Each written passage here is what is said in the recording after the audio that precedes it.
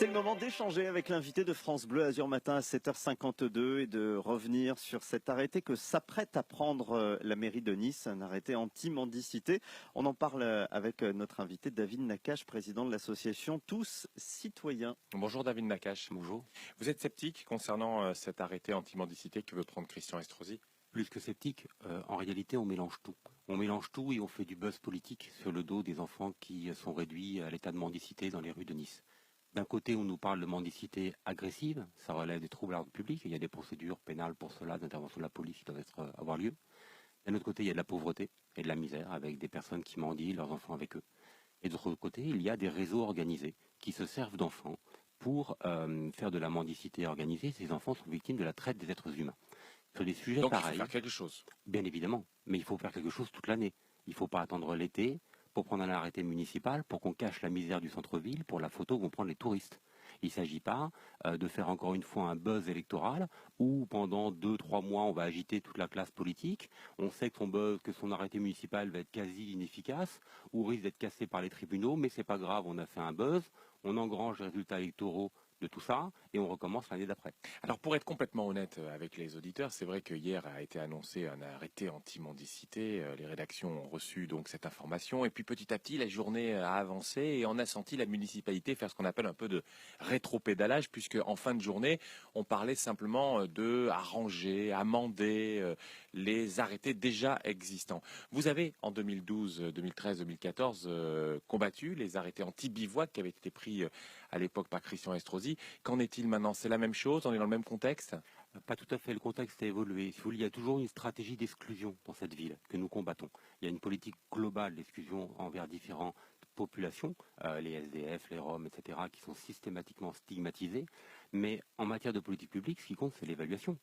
Si le maire de Nice, qui a pris des arrêtés équivalents dans les années 2010, vient nous voir en nous disant, voilà, l'arrêté anti-bivouac a permis tant de verbalisation, a permis surtout le signalement de tant d'enfants qui étaient réduits en état de mendicité forcée. Et donc ensuite leurs soins, leur scolarisation, et on a sauvé, grâce à ces arrêtés, le destin de tant d'enfants qui étaient réduits à la misère organisée. À ce moment-là, bien évidemment, les travailleurs sociaux, les associations vont écouter, participer à des tables rondes, participer à des procédures, pourquoi pas à un nouveau dispositif. Mais quelle est l'évaluation chiffrée des arrêtés municipaux anti-mendicité antérieurs? Vous le demandez? Bien évidemment. Combien de verbalisations? Est-ce qu'il y a eu une baisse de la mendicité agressive? Est-ce qu'il y a eu des signalements d'enfants et des mises à l'abri d'enfants qui étaient réduits dans ces réseaux de traite par la suite, que le maire de Nice donne des chiffres? Alors, il les donne, hein, Christian Estrosi. Il dit, on a fait par exemple 600 signalements, police municipale, même police nationale, mais le procureur, et on l'a entendu sur France Bleu ce matin, Christian Estrosi est un petit peu véhément vis-à-vis du procureur de la République de Nice en disant, c'est lui qui fait pas son boulot, parce que derrière, la justice ne prend pas le relais.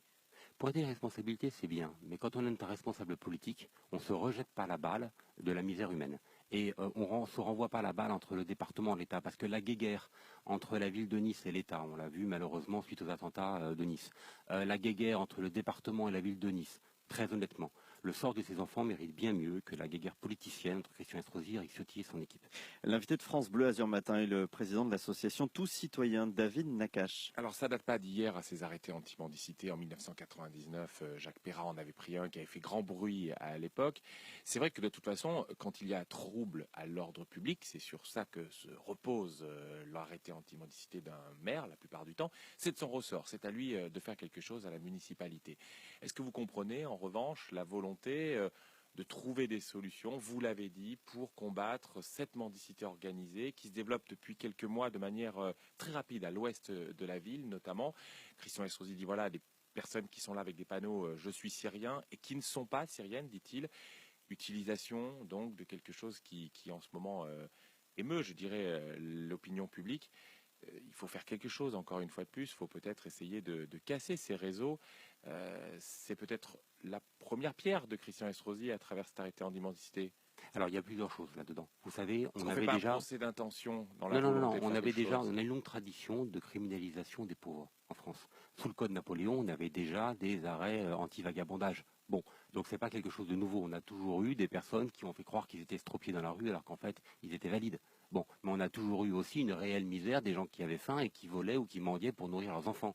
Donc on doit faire la part des choses. Il y a des stratégies qui sont mises en place par des gens qui sont au désespoir et qui font tout pour survivre.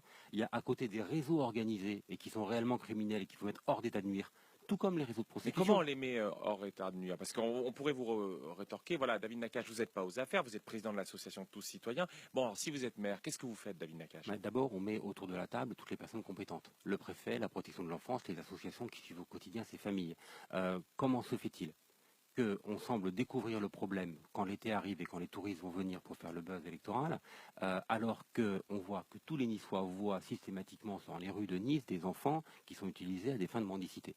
Ces situations sont inacceptables, mais toute l'année, pas seulement l'été quand le maire a envie de faire un buzz. Enfin, il ne s'agit pas de ça. Normalement, on met en place des structures, des dispositifs de prévention, de signalement, une cartographie précise d'où agissent ces réseaux. Comment croyez-vous que la police puisse démanteler un réseau de prostitution organisé? Enfin, on a eu des jeunes filles très jeunes et des jeunes hommes, maintenant ça arrive d'ailleurs au port de la prostitution, qui sont mis en prostitution forcée. La police travaille avec les travailleurs sociaux, organise une cartographie. On peut faire la même chose sur la mendicité organisée quand nous Ce avons... qui se fait sur la prostitution, et actuellement se déroule un procès pour proxénétisme au tribunal de Nice en correctionnel, il faut le faire pareil, de la même manière pour donc cette organisation de mendicité, quoi. Bien sûr, mais à ce moment-là, ça peut se faire qu'avec une réelle coopération des polices municipales et nationales, et pas en se tirant les uns dessus médiatiquement. Il s'agit de faire une cartographie de ces réseaux organisés, de pouvoir les démanteler et de pouvoir protéger ces enfants. Mais encore une fois, quand vous voyez un enfant qui est sur le trottoir dans Nice et qui mendie, c'est pas forcément un enfant qui n'est pas avec ses parents. Parfois, la famille mendie et la famille mendie avec enfant. Parfois, c'est un enfant qui est déposé le matin dans les bras d'une personne qui n'est pas sa mère et qui est récupéré le soir et qui est à moitié groggy et à moitié drogué. Et là, il s'agit d'une utilisation. On ne peut pas tout mélanger. Il faut de la finesse là-dedans. On ne peut pas traiter ça de façon grossièrement en faisant comme ça une annonce. On va sortir un arrêté, personne ne sait ce qu'il y a dedans, en agitant la sphère médiatique et sans savoir réellement de quoi nous parlons. Nous parlons de drame humain. Cessons le buzz médiatique populiste. Allons, disons le terme, xénophobe, sur le dos de la misère humaine. Merci David Nakache d'être venu nous parler ce matin de cet arrêté anti-mendicité. Vous êtes président de l'association Tous Citoyens. Bonne journée. Bonne journée.